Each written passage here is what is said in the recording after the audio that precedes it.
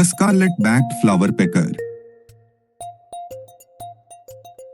The scarlet-backed flowerpecker is a diminutive bird native to Southeast Asia, renowned for its vibrant plumage and energetic behavior. Males measure approximately 7 to 9 centimeters in length and weigh around 5 to 8 grams, while females are slightly smaller. Males are distinguished by their striking scarlet red back and crown, contrasting with a blackish face and upper parts, and a white underbelly. Females, in contrast, exhibit a more subdued coloration with a grayish back and a white underbelly. Both sexes possess a short, straight bill adapted for feeding on nectar and small insects.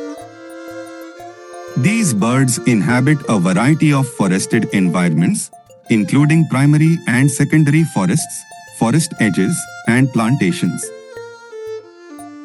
They are commonly found in areas with abundant flowering plants, which provide their primary food sources.